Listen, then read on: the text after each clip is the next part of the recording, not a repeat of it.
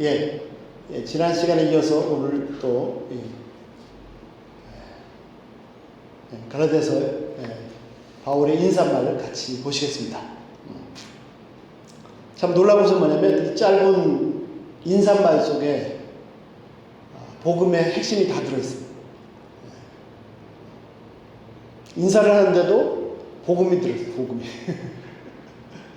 사전에 보시면 우리를 죄에서 대속하기 위해 자기 몸을 주셨으니, 그 다음에 2절에 뭐라고 되어 있습니까? 예수 그리스도를 죽은 자로 살리신 하나님 아버지. 그래서 바울을 건드리기만 하면 그 속에 있는 복음이 계속 나오는 사람들은 자기 속에 있는 것이 나올 수밖에 없습니다. 운동 좋아하는 사람은 맨날 운동 얘기하고, 돈 좋아하는 사람은 돈 얘기만 하고, 그 사람 속에 있는 게 나올 수밖에 없죠. 바울은요, 건드리면 계속 복음을, 인사를 하는데도 복음만. 자, 지난 시간에 1절 말씀 통해서 사도에 대해서 한번 살펴봤습니다. 오늘도 말씀을 준비하면서 하나님, 이 말씀을 열어주십시오. 저는 정말 무식합니다. 제발 이 말씀 열어주십시오. 그런데 갑자기 2절 말씀이 들어왔습니다. 평소에도 많이 읽던 말씀인데 오늘은 2절 말씀이 들어왔습니다. 자, 이 갈라디아서는 누가 쓴 거죠?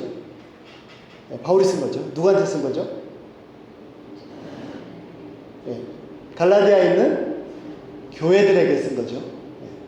그런데 이 편지를 쓴 저자가, 편지를 쓴 사람이 바울 말고 또 있습니다.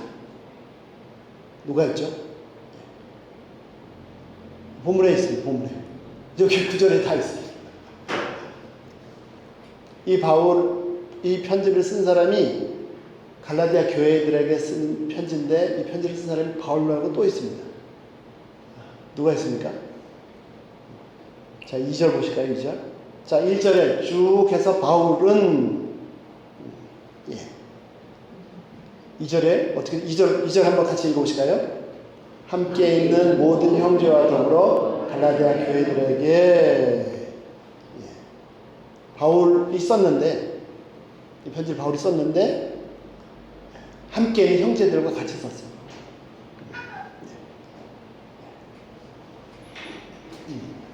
그래서 지난번에는 사도에 대해서 나눴는데, 바울이 자신을 사도로 소개했지 않습니까? 사도의 핵심은 보낸 분이 중요하고, 보낸 분의 종이라는 거죠. 그러니까 사도가 할 일은 뭐냐면 다른 게 아니라 보낸 분이 하라고 하시는 그 일을 하는 게 중요합니다. 자, 그런데 바울이요, 자신뿐만 아니라 함께 있는 형제들이 함께 골로새 성도들에게 인사합니다. 그런데 이 말씀, 나와 함께 있는 모든 형제들이 인사한다. 그런데 바울과 함께 했던 형제들이라는 주제가 정말 짧은 시간 나누기에 너무 방대한 주제, 너무 엄청난 주제입니다. 자, 이 시간 다는 못 나누지만 바울과 함께 했던 그 형제들, 오늘은 지난 시간에 사도에 대해서 나눴는데 오늘은 형제들에 대해서 나눴습니다. 그리고 바울과 함께 했던 형제들에 대해서 나누면서 이 형제들을 통해서 우리에게 있는 형제들이 어떤 존재인지를 배울 수 있기를 기도합니다. 자, 바울의 사역에, 바울에게 있어서 함께 했던 형제들은 어떤 사람들이 있습니까?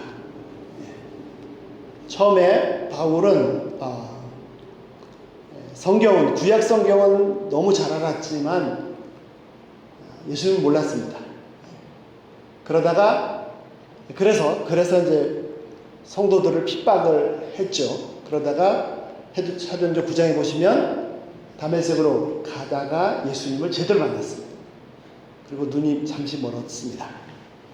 그때 바울과 함께 했던 형제들이 누구냐면, 바울이 머물게 해줬던 집가라는, 고든 길이라는 거리에 사는 유다가 있었고, 그 다음에 아나니아라는 사람이 기도하고 있었는데, 하나님의 은혜에 기도하고 있었는데, 하나님께서 그를 바울에게 보내셔서 기도해서 눈을 뜨게 하라고 하셨습니다.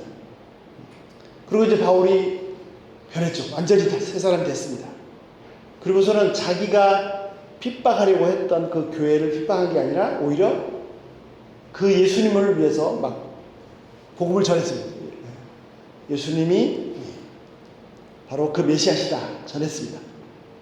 그랬더니 이제 바울을 핍박하는, 저게 우리 편인 줄 알았더니 이게 저 나쁜 놈들 편이구나 하고 바울을 핍박하죠. 그럴 때 다메섹에 있는 크리스찬들이, 제자들이, 형제들이 그를 도와줬습니다. 그래서 길목을 다 지키고 있으니까 몰래 성문에서, 성 창문으로 통해서, 바구니를 통해서 바울을 살려줬습니다. 그래서 아마 아나니아의 영향력이었던 것 같습니다. 그런 형제들이 있었습니다. 그리고 바울 하면 빼놓을 수 없는 사람이 누구냐면 바나바입니다. 바나바. 바울이 예수님 영접하고 변화됐지만 원래 교회를 너무 핍박했었기 때문에 심지어 사도들도 바울을 만나기를 꺼려했습니다. 그래서 사도행전 9장에 보시면 바울이 예루살렘 돌아왔을 때 제일 먼저 바나바가 가서 만나서 얘기 들어보고 그를 사도들에게 인도해서 이 형제가 예수님 영접했다는 것을 깨닫게 알게 했습니다. 그리고는 이제 고향으로 돌아갔죠. 그리고 수년을 보냈는데 나중에 안디옥 교회가 처음 생긴 이방인들 교회인데, 유대인들 교회 아니에요. 이방인들 교회가 안디옥 교회인데, 그때도 바나바가 사울을 불러다가 함께 사역을 했습니다. 그리고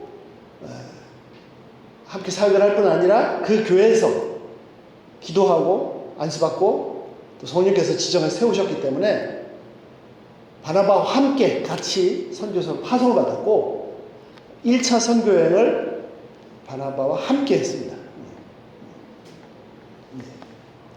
어떻게 보면 사울이 정말 제대로 이 사도로 인정받고 사역을 할 수 있게 해준 그런 사람입니다.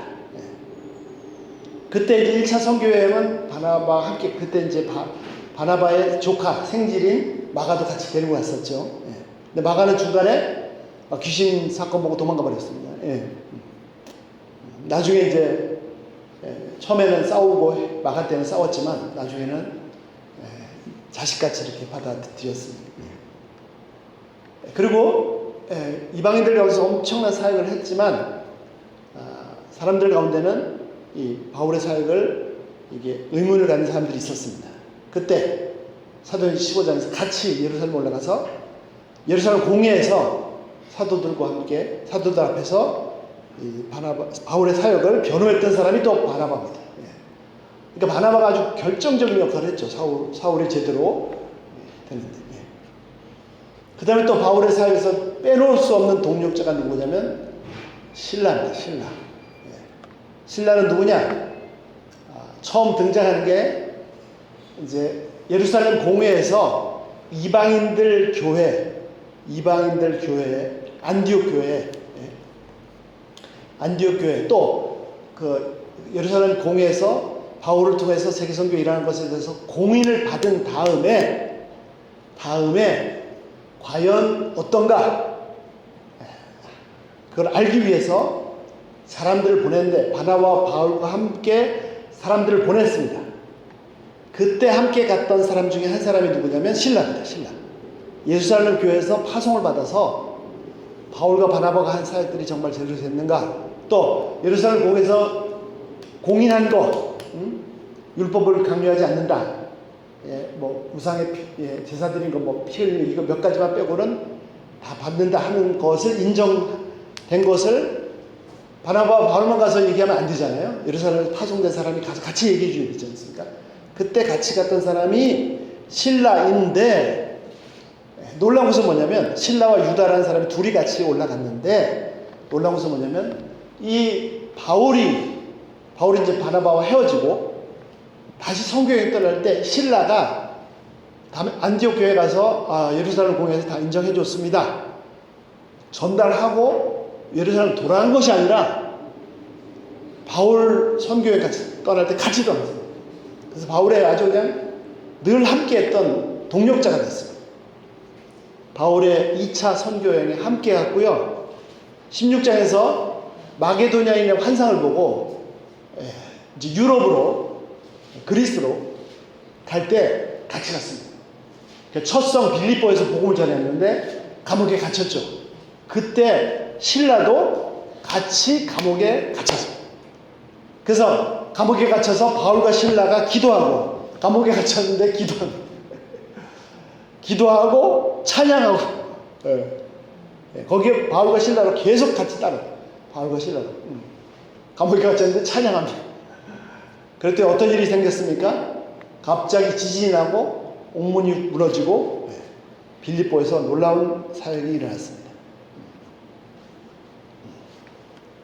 나중에 보면요, 필요하면은 신라는 또 다른 곳에 파송해서 그곳 사역하고 같이 만나기도 하고, 데살로니가 사역할 때, 두란노에서 가르칠 때 늘 함께 했습니다. 심지어는요, 예루살렘 올라가서 잡혀가지고 재판을 받을 때도, 뭐 신라가 잡힌 건 아니지만 아마 같이 했습니다. 그리고 배를 타고 바울이 죄수로 끌려갈 때도 같이 했을 겁니다. 이런 바울과 함께했던 형제들 중에 한 사람입니다. 아마 이 갈라디아서는 그 처음 로마 감옥에 갇혔을 때 바울이 쓴 거라고 생각이 됩니다. 아마 그때도 같이 했을 거라고 생각이 됩니다. 또 하나 바울에서 빼놓을 수 없는 형제가 누구냐면 디모데입니다. 디모데는 사도행 16장에서 보시면 루스드라에서 바울을 처음 만났어요. 그리고는 아들처럼. 그래서 그를 향한 편지가 디모데서이고요. 디모데후서는 특별히 목회서시이죠. 나중에 교회의 훌륭한 목사님, 지도자가 됐습니다. 또 그러니까 다 소개하려면 너무 많은데 그 중에 한 사람 에바브로가 있습니다. 에바브로는 골로새 교회를 가르친 사람입니다. 그러니까 골로새 교회 목사님이셨죠. 근데 바울이 감옥에 갇혔다는 얘기를 듣고 골로새 교회에서 돕고 싶어서 보낸 사람이 에바브라입니다. 그래서 감옥에 갇힌 바울을 도와줬고, 그런데 에바브라가 병들었습니다. 바울과 함께 있다가 병들었다는 얘기를 듣고 골로새 교회 성도들이 막 같이 아파하고 하니까 바울이 또 병이 낫자마자 다시 돌려보냅니다. 그런데 그 내용 중에 보면은 에바브라는 골로새 교회를 항상 기도하던 사람이었습니다. 또 바울이 감옥에 갇혔다, 뭐 어떻게 사역하고 있다, 이 사실들을 골로새 교회에 전달한 두기고라는 형제도 있습니다. 조금 전에 말씀드린 것처럼 아들과 같이 마가, 처음에는 도망갔다고 해서 마가를 버렸거든요. 그래서 같이 두 번째 선교 여행 떠날 때는 바나바는 마가를 데려가자 하고, 바나바는 좀 특별한 것 같습니다. 사람을 자꾸 품는 것 같아요. 근데 바울은 안 된다. 그런 사람 어떻게 데려가냐, 아주 그냥 대쪽같이. 그래서 이 위대한 사도들이 또 싸우고 헤어졌어요. 그러나 나중에 바울은 그 마가를 자기 자식처럼 이렇게 받아들였어요. 또 어떤 특별한 형제가 있냐면, 바울과 같이 있었던 형제 중에 어떤 특별한 형제가 있냐면 오네시모가 있어요. 오네시모는 어떤 사람이냐? 노예였는데요. 그냥 노예가 아니라 도망간 노예였어요. 도망간 노예는 죽여도 괜찮습니다. 근데 바울이 감옥에 갇혔을 때 이 노예도 잡혀서 감옥에 있었어요. 나중에 이제 주인한테 보내질 텐데 이제 주인이 죽일지 뭐 어떻게 할지 알 수 없는 그런 사람이었어요. 그런데 같이 감옥에 있으면서 바울을 통해서 예수님 영접하고 새 사람이 됐어요. 완전히 새 사람이 됐어요. 그래서 바울이 뭐라고 그랬냐면 감옥에서 낳은 아들이다 라고 했어요. 그리고 이 오네시모를 주인 빌레몬에게 보내면서 이 오네시모를 위해서 편지를 씁니다. 예, 형제가 됐고, 전에는 종이었고 도망간 종이었지만 지금 형제가 됐고 자녀 같은 자다. 그래서 이 바울이, 이 위대한 바울이 이 도망간 종 노예 오네시모에서 간절한 편지를 씁니다. 그러가면 또 특별한 사람이 있습니다. 의사 누가가 있습니다. 누가는 많이 안 나타나는데, 누가는요 바울이 계속 따라다니면서 그 모든 일들을 다 기록했습니다. 어떤 일이 있었는지. 그래서 우리에게 사도행전이 있고, 바울의 행전을 볼 수 있습니다. 또 어떤 사람이 있습니까? 데마라는 사람이 있어요. 데마도 바울과 함께 했던 형제들 중에 한 사람이었는데, 나중에 바울이 말년에 무슨 고백을 하냐면 세상으로 갔다라고. 그 귀한 형제였는데 세상을 살아서 세상으로 간 형제가 있었어요.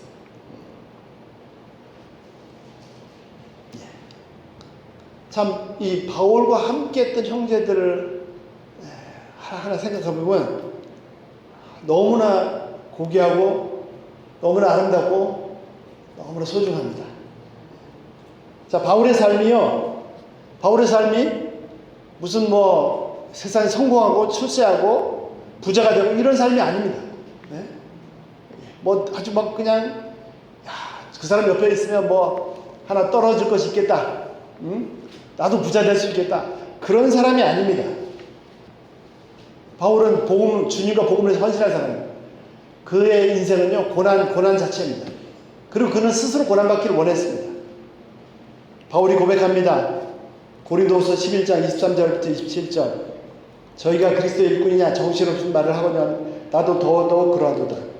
내가 수고를 넘치도록 하고 옥에 갇히기도 더 많이 하고 매도 수없이 맞고 여러 번 죽을 뻔하였으니 유대인들에게는 40에 하나는 감화매를 5번 맞았으며 3번 태장으로 맞고 1번 돌로 맞고 배를 타고 가다 3번 파선하는데 일주일 밤낮을 기품으로 깜깜한 어둠 가운데서 일주일을 배 속에서 지냈으며 여러 번 여행에 강의 위험과 강도의 위험과 강에서 죽을 뻔하고 강도를 만나 죽을 뻔하고 동족의 위험, 유대인들이 죽이려고 그러고 이방인들이 죽이려고 그러고 신의 위험과 광야의 위험과 바다의 위험과 거짓 형제 중에 위험을 당하고 또 수고하고 애쓰고 여러 번 자지 못하고 배고프고 줄이고 목마르고 여러 번 굶고 춥고 헐벗어 놀아. 바울과 함께하는 삶은 고난의 삶. 복음을 위해서, 예수님을 위해서, 예수님 따라서 십자가를 지고 하는 삶입니다. 성공하고 출세하고 이름 날리고 부자가 되는 삶과는 전혀 거리가 먼 삶입니다. 그래서 바울과 함께하면 어떻게 됩니까?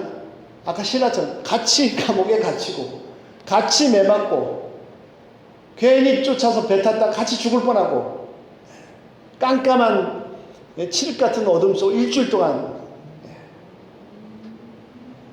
바다에서 보내고 강도의 위협도 있고 바울뿐만 아니라 바울과 함께한 이 사람들도 세상에서 성공과 출세를 위해서 사는 사람들이 아니었습니다.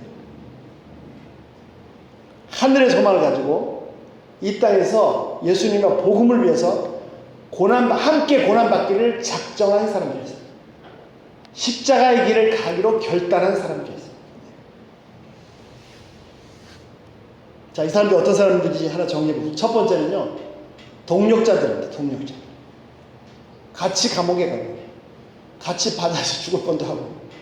왜요? 같은 하나의 목표, 즉 예수님을 위해서, 그분의 십자가의 죽으심과 부활을 위해서, 이 복음을 위해서, 이 복음을 한 사람에게라도 더 전하기 위해서 같이 수고하고 같이 죽음의 위험도 처하고 또 성도들을 위해서, 교회를 위해서 함께 힘을 합치는, 격려하고 세워주는 동력자들이었습니다.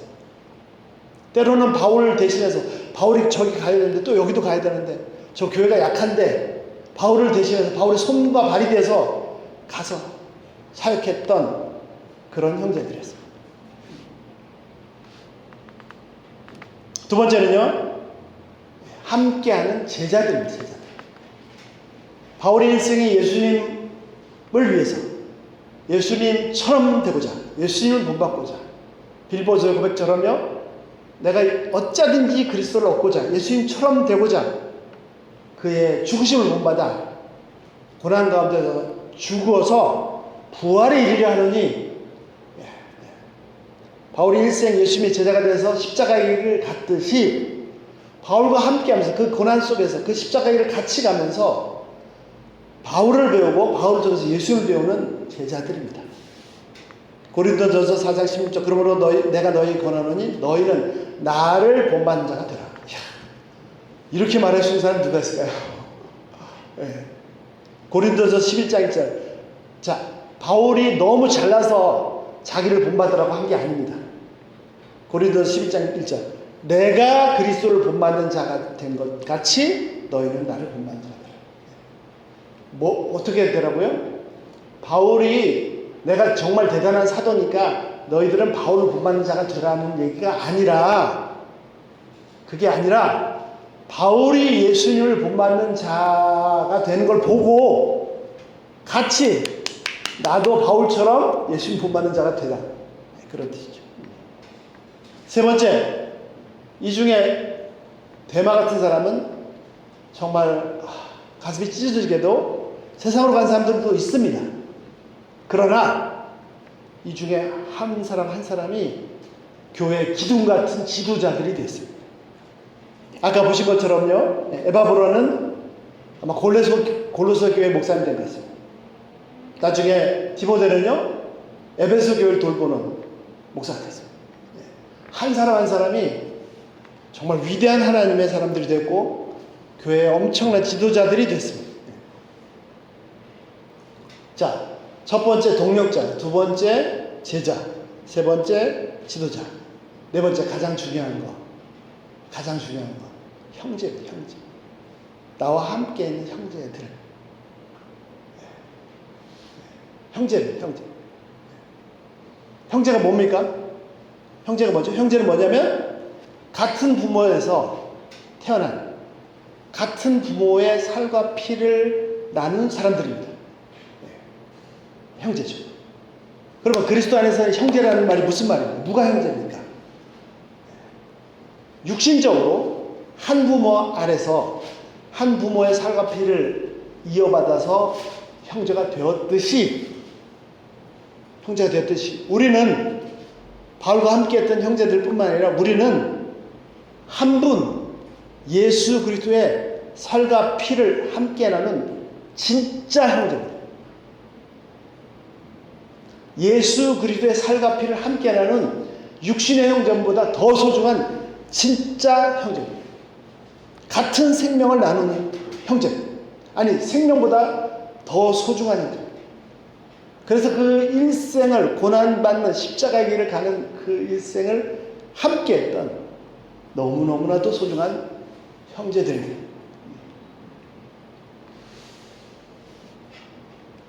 결론 내리겠습니다. 자, 바울이요, 갈라디아 교회를 향해서 정말 안타까운 마음으로 편지를 씁니다.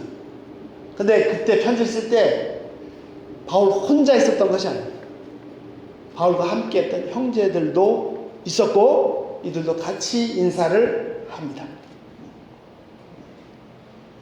이들은 바울의 그 고난에, 바울의 복음을 전한, 복음을 위해서, 예수님을 위해서 인생을 전부 드린 거기에 같이 투자한 사람들이에요. 그 고난에 함께 했던 사람들. 오히려 육신의 형제보다도, 같은 부모의 살과 피를 나눈 육신의 형제보다도 더 소중한 예수 그리스도의 살과 피를 나눈 형제들. 이 바울의 고백을 통해서 바울이 나와 함께 있는 형제들, 정말 죽을 뻔할 때도 같이 했다, 예수님을 위해서 같이 고난받은 이 형제들이라는 이 고백을 통해서 저희가 같이 예수 믿는 한 분 한 분이 어떤 형제들인지를 정확히 배울 수 있기를 소중합니다. 배울 수 있기를 바랍니다. 기도합니다. 우리 교회 형제자매님들이 어떤 분들인지, 같은 교회가 아니라도 인종이 달라도 예수 그리스도 안에 있는 형제가 어떤 사람들인지, 얼마나 소중한 존재들인지를 알기를 소원합니다. 내가 예수 그리스도 안에서 그 사람이 흑인이든 백인이든 중국인이든 한족이든 베트남 사람이든 다 상관없이, 키가 크든 작든 가난하든 부자든 예수님을 영접한 사람이라면 예수님의 삶과 피를 함께 나누는 형제입니다. 자, 그 한 사람 한 사람이 얼마나 소중한 존재인지를, 소중한 형제인지를 알기 위해서는 먼저 나 자신이 얼마나 소중한 존재인지를 아는 것이 필요합니다. 내가 얼마나 소중한 존재입니까? 나는요, 정말 세상에서 가장 부패한 죄인, 아마 인류 역사상 저 같은 이런 죄인이 없어요. 그러나 심판하셔야 마땅하고 지옥에 당장 쳐넣으셔도 할 말이 없는 죄인인데, 하나님은 나를 그렇게 판결하지 않으시고 이 썩을 죄인을 위해서 예수님을 희생하셨어요. 그러니까 비록 그런 형편없는 죄인임에도 불구하고 하나님은 아들을 희생할 정도로 나를 무지하게 소중하게 여기죠. 상상도 할 수 없이 사랑하죠.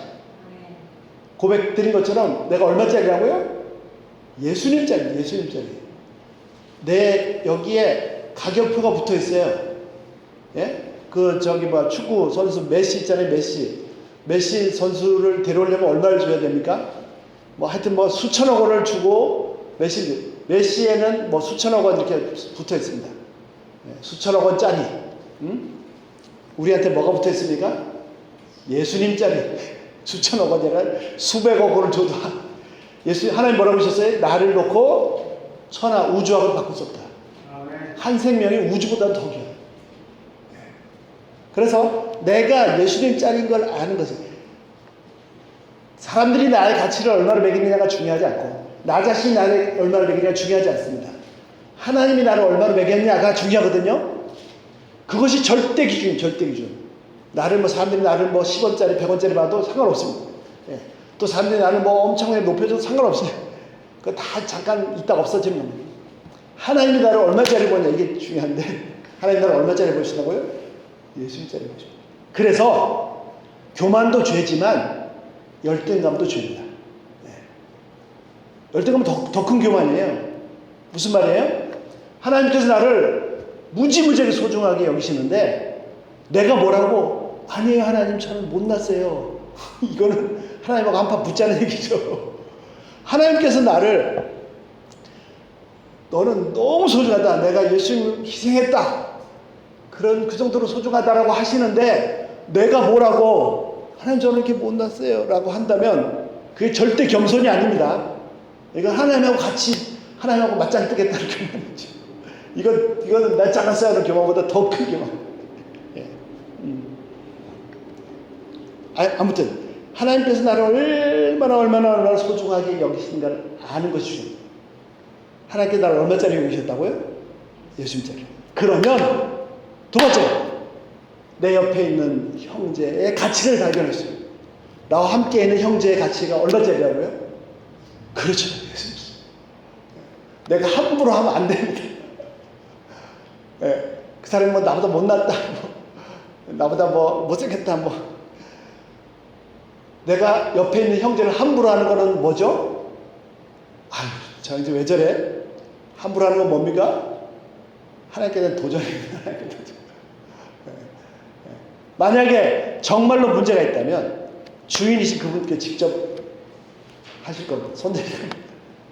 어쨌든 예수 그리스도의 십자가와 부활의 복음을 통해서 하나님의 사랑을 깨닫고 하나님께서 나를 얼마나 소중하게 여기시는지를 깨닫는 것이 중요하고, 그래서 내 영혼이, 내 인격이, 내 자아가 건강해지면 옆에 있는 형제들이 얼마나 소중한 사람들인지를 발견할 수 있게 됩니다.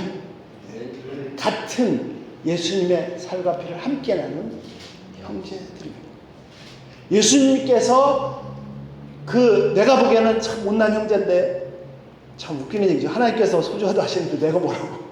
내가 보기에는 못난 형제인데 하나님은 예수님의 생명을 주신 분이시기 때문에 나도 그 형제를 위해서, 내가 보기에는 못난 형제를 위해서 내 생명을 주어도 아깝지 않은 그런 분들입니다.